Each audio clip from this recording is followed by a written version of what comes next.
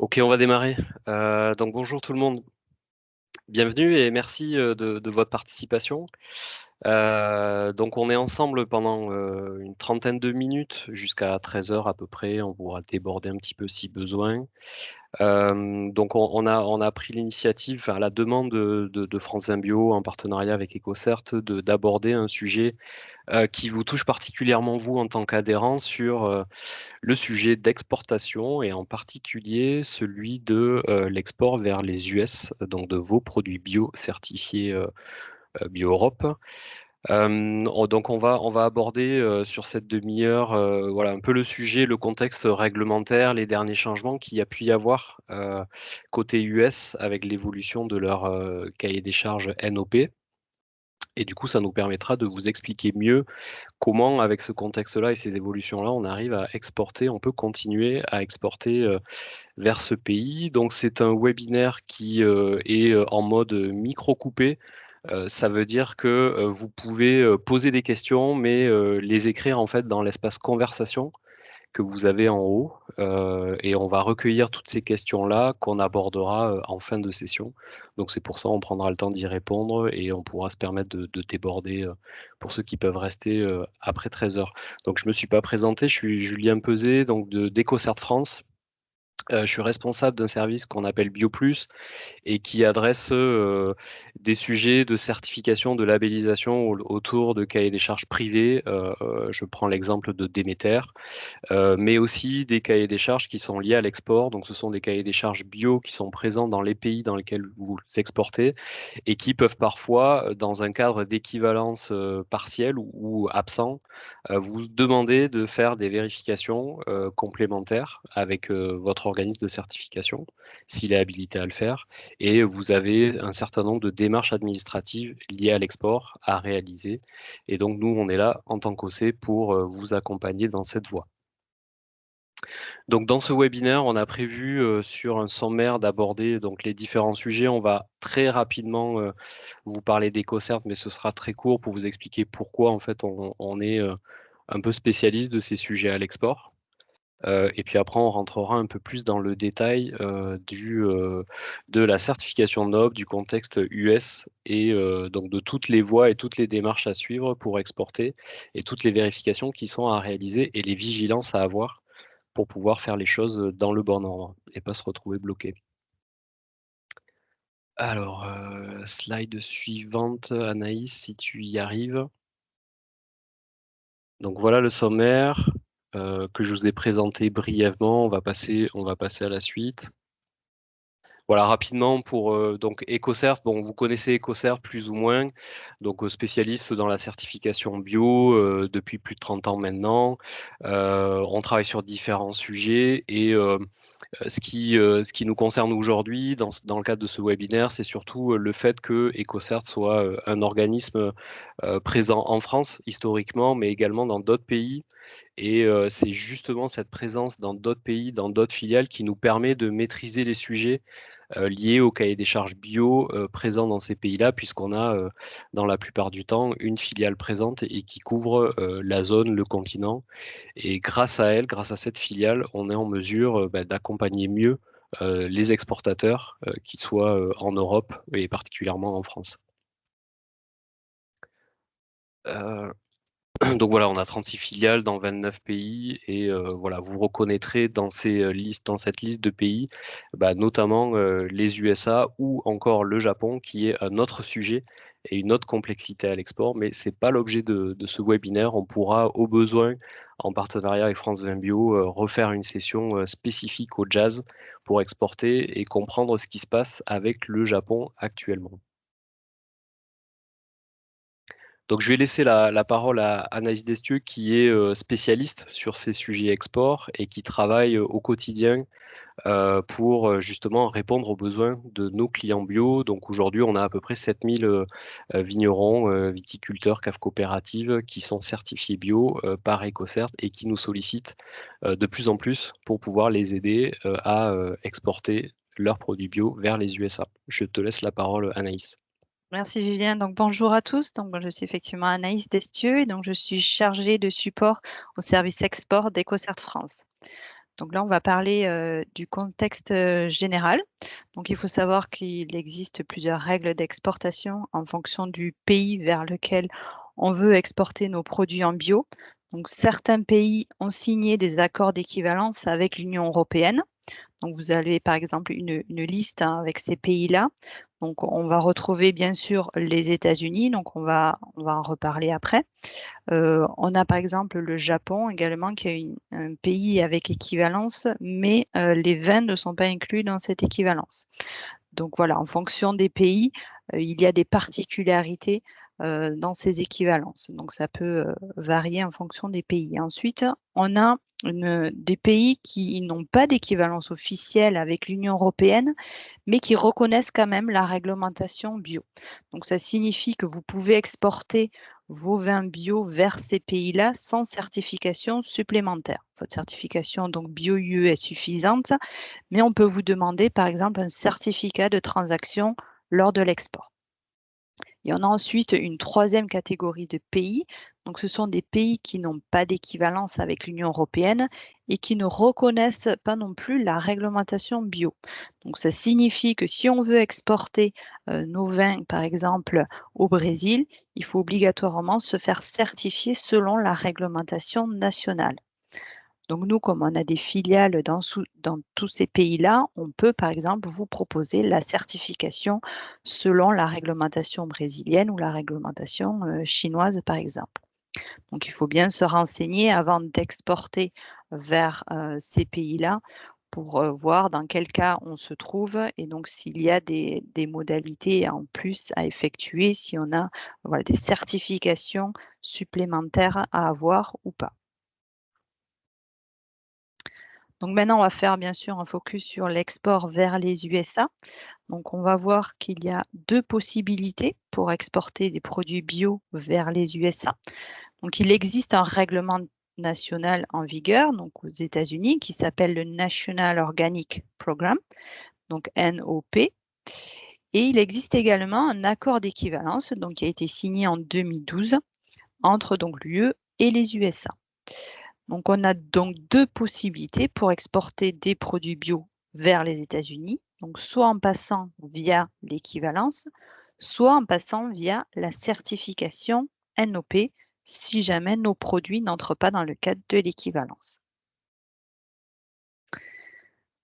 Alors, la mise en place du SOE. Donc, il y a un changement, vous le savez certainement, depuis mars 2024. Donc, c'est la réglementation américaine NOP qui a été modifiée via le SOE, donc le Strengthening Organic Enforcement. Donc, c'est une modification de cette réglementation NOP. Donc, quels sont les changements pour l'export? Les principaux changements, donc ça va être l'émission d'un NOP Import Certificate. Donc, c'est un document qui doit être émis lors de l'export. Ensuite, on a également d'autres changements, donc, comme par exemple la certification des importateurs américains. Donc, jusqu'à présent, les importateurs américains n'avaient pas obligation de certification, mais voilà, depuis le 19 mars 2024, eux aussi doivent se faire certifier donc, pour pouvoir importer des produits bio aux États-Unis. Et ensuite, donc, il y a un renforcement des contrôles en douane aux États-Unis. Alors, on va faire un petit focus sur l'équivalence. Donc, comme je le disais, elle est applicable depuis 2012. Par contre, il y a certaines conditions à respecter pour le vin notamment. Donc, pour pouvoir exporter des produits via cette équivalence, il faut que nos produits soient cultivés ou transformés en Union européenne. Et il faut également que l'étiquetage soit validé par l'organisme de contrôle comme EcoCert. Donc pour le vin et les produits animaux, donc il y a des critères particuliers. Donc il faut un contrôle supplémentaire qui soit effectué en plus de votre contrôle bio-UE classique. Et suite à ce contrôle, il y a un courrier d'équivalence USA qui est émis. Donc on va voir maintenant un peu plus en détail les vérifications qui sont faites lors de ce contrôle et par la suite pour l'export. Donc pour le vin, donc comme je vous le disais, il y a un contrôle supplémentaire qui est nécessaire et qui permet donc de vérifier notamment les intrants utilisés. On va vérifier l'étonneur en SO2.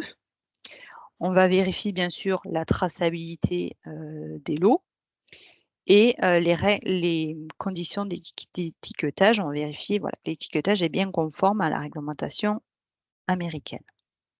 Donc, suite à ce contrôle, si tout est conforme, on va vous émettre donc un courrier d'équivalence qui va lister tous les vins qui sont bien conformes et qui donc peuvent être exportés vers les États-Unis. Alors, on vous a mis un petit cas particulier donc, pour les prestataires ambulants. Donc, si vous faites appel à un prestataire mobile pour l'embouteillage, lui n'a pas obligation de contrôle selon l'équivalence USA. Donc, il n'a pas besoin de faire ce contrôle supplémentaire. Alors, les exigences par rapport aux intrants. Donc, les intrants, pour pouvoir être utilisés, ils doivent être conformes à la fois à la réglementation bio-européenne, mais aussi à la réglementation américaine NOP. Donc, il faut bien vérifier pour les intrants que vous utilisez qu'ils soient bien conformes aux deux réglementations. Donc là, on vous a mis les liens vers les sites sur lesquels vous pouvez vérifier donc, les intrants autorisés. Après de ce petit point, on va vous envoyer de toute façon le PowerPoint, donc vous pourrez directement accéder à ces sites pour vérifier si les intrants que vous utilisez donc, sont bien autorisés. Ensuite, on va parler de cas particuliers, notamment donc, la filtration. Donc, il faut bien faire attention, les terres de filtration doivent respecter, elles aussi, donc, la liste des substances autorisées au règlement NOP. Et donc, les membranes doivent être totalement inertes et ne doivent pas inclure de substrat de filtration non conforme. Et ensuite, par rapport au soufre, donc le métabisulfite et le bisulfite de potassium sont interdits. Et ça concerne aussi les produits œnologiques qui en contiennent. Voilà, ça, normalement, ça fait depuis juillet 2021, donc c'est interdit. Donc, normalement, vous devriez déjà être au courant de cette nouvelle procédure. Maintenant, on va voir un peu plus en détail l'étiquetage. Donc, comme je le disais, toutes les étiquettes doivent être validées par l'organisme de contrôle. Et donc, il y a 3 catégories d'identification possibles. Donc, on va avoir d'abord la catégorie 100% organique. Donc là, qui concerne les produits qui contiennent uniquement des ingrédients et additifs bio. Dans ce cas-là, si vous êtes bien dans cette catégorie-là, vous pouvez apposer les logos USDA européens et logo AB sur vos étiquettes. Dans cette catégorie, tout autre intrant est interdit, comme le soufre ou les enzymes. Ensuite, on a la seconde catégorie possible, qui est la catégorie organique. Donc là, ça concerne les produits qui sont composés à 95% d'ingrédients bio. Dans ce cas-là, vous pouvez aussi apposer les logos USDA européens et AB. Par contre, le dioxyde de soufre et le métabisulfite sont interdits. Et ensuite, on a la troisième catégorie, donc qui est la catégorie Made with Organic. Bon, là, ça concerne les produits qui sont composés d'au moins 70% d'ingrédients bio. Et par contre, donc, les logos ne peuvent pas être utilisés, ni le logo USDA, ni le logo européen. Et dans cette catégorie-là, on va vérifier la teneur de SO2 totale, parce qu'elle ne doit pas excéder 100 mg par litre. Et là également, le métabisulfite de potassium est interdit. Voilà pour l'étiquetage. Maintenant, on va passer au NOP Import Certificate. Donc, c'est le nouveau document qui est obligatoire lors de l'export des produits bio. Donc, ce document il doit être émis par l'organisme de contrôle de l'exportateur. Et donc, il est émis par produit et par importateur. On a une possibilité d'émettre ce document sur une période de validité.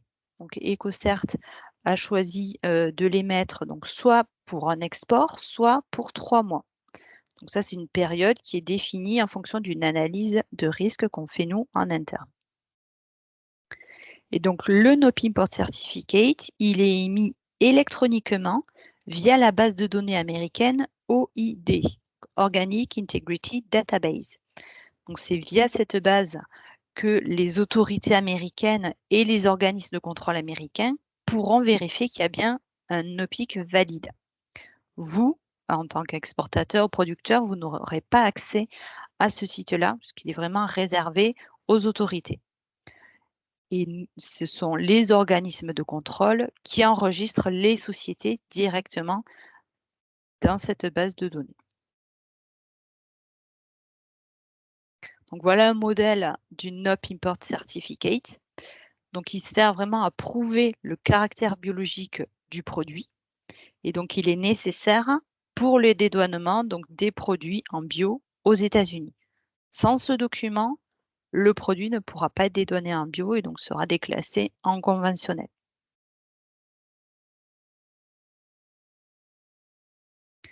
Donc maintenant, je vais passer au processus d'exportation. Donc on a fait un petit schéma qui récapitule un peu toutes les étapes qu'on doit faire lors de l'export. Donc la première étape, ça va être déjà de se faire engager selon l'équivalence USA, ce qui est obligatoire quand on fait du vin.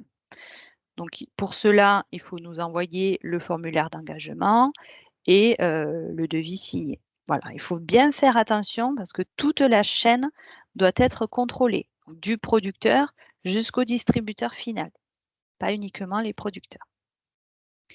Donc une fois que vous êtes engagé, on va faire un audit sur site, donc qui est couplé à votre audit bio-UE, donc soit votre audit annuel, soit un audit sondage qui peut être effectué en même temps.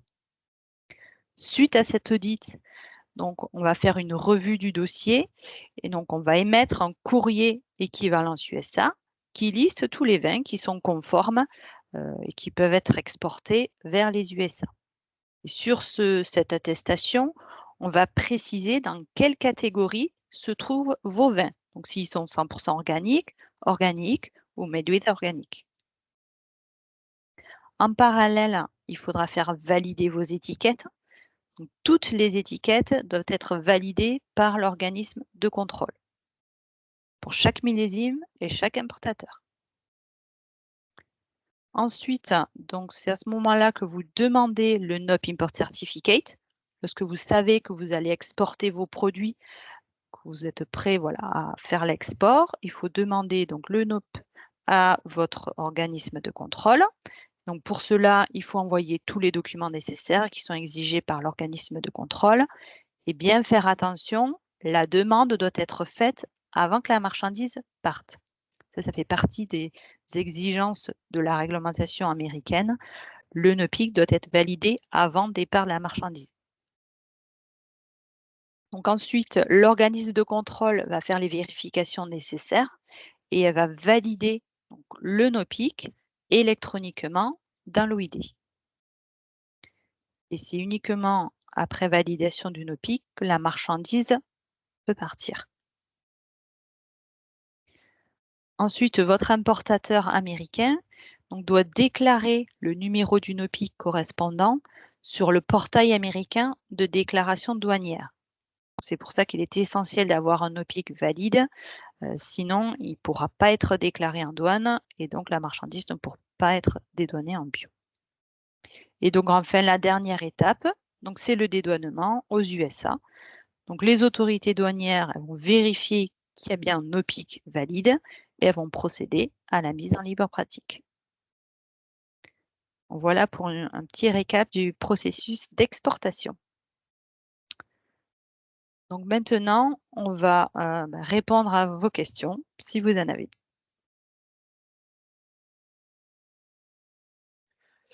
Alors oui, merci Anaïs. On a effectivement un certain nombre de questions que je vais partager à tous. Voilà, on va tenter d'y répondre au mieux. Je pense que la présentation d'Anaïs y a répondu en partie ou en totalité.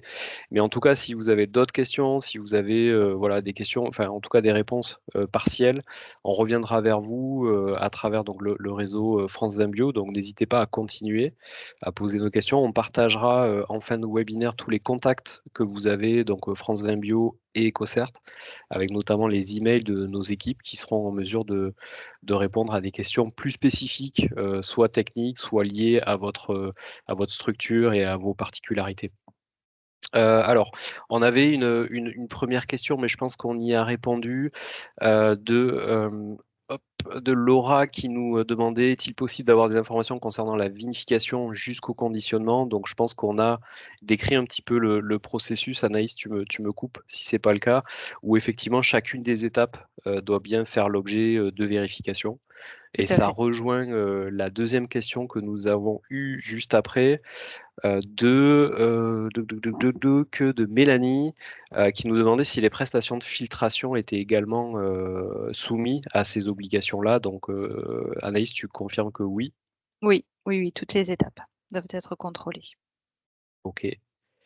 Euh, alors, nous avons une autre question de Clément qui nous demandait cela concerne-t-il également les échantillons, y compris sur des produits non finis?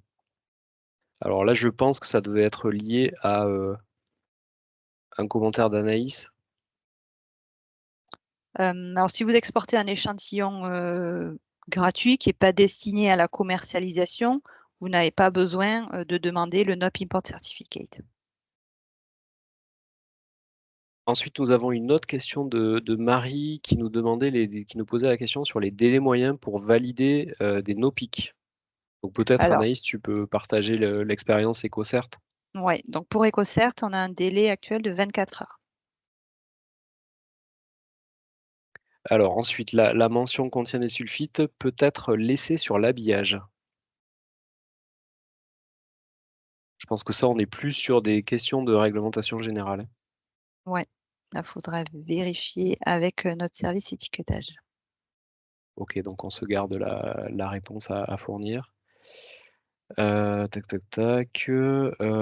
Comment ça se passe si nous avons de la marchandise NOP qui est partie sans NOPIC? Très bonne question. Ouais. Et là, malheureusement, ça arrive beaucoup en ce moment. Là, c'est très compliqué puisque justement, le NOPIC ne doit pas être émis après le départ de la marchandise.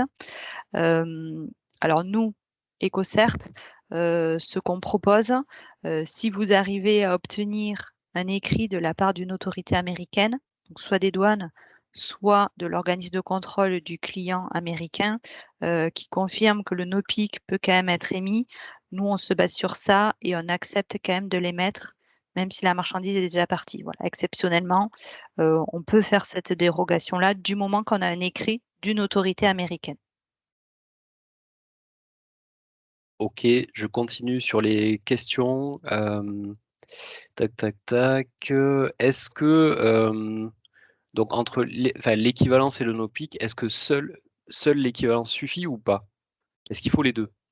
Oui, il faut les deux. L'équivalence, c'est la première étape, ça fait partie des obligations, des exigences de la réglementation américaine.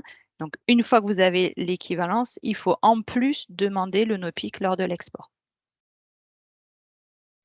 Autre question qui est plus une question Viti sur la conduite de la vigne, donc dans ce cadre d'équivalence. Est-ce qu'il y a des exigences sur les distances à respecter avec les vignes voisines? Et j'imagine que ces vignes-là sont conventionnelles. Il faudra vérifier auprès d'un Ouais, chargé de certification. moi je peux répondre à ça.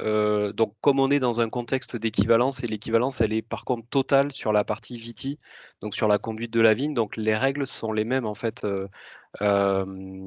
pour le BioCE. Donc voilà, donc là, il n'y a pas de mesure particulière, de distance particulière à mettre en place entre une vigne bio et du coup équivalence USA et une vigne conventionnelle. Alors, on a une question ensuite, différence made with versus organique. C'est donc en pratique seulement l'absence d'ajout de SO2. sur la base des 10 mg Oui, c'est ça. d'analyse. Ouais. Oui, c'est ça. OK. Côté importateur US, certains semblent perdus sur la certification que leur est demandée.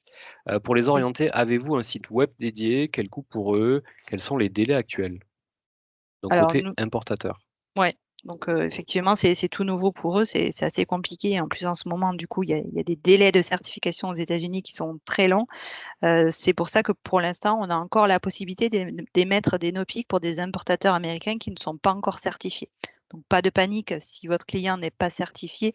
S'il est bien en cours de certification, pour l'instant, voilà, il n'y a pas de blocage en douane aux États-Unis par rapport à ça. Nous, on a une filiale EcoCert aux États-Unis, donc on peut vous donner les coordonnées de notre filiale là-bas si jamais votre importateur veut les contacter. Autre question, comment savoir si notre importateur aux US est certifié? Alors, il faut donc, soit lui demander directement, lui il est censé le savoir, soit vérifier via la base de données donc américaine, l'OID, où vous avez un accès consultatif. Vous pouvez faire une recherche avec le nom de la société voilà, pour vérifier si elle est bien certifiée. Si elle est certifiée, elle est obligatoirement enregistrée dans cette base de données. Autre question, vous nous confirmez donc l'utilisation exclusive de la solution sulfureuse? Question technique. Euh, Moi, j'ai pas la réponse, mais on peut creuser et vous apporter une réponse ultérieurement. OK. Alors, on a une autre question sur les coûts des prestations, formulaire d'engagement, audit sur site, validation, habillage, émission, attestation.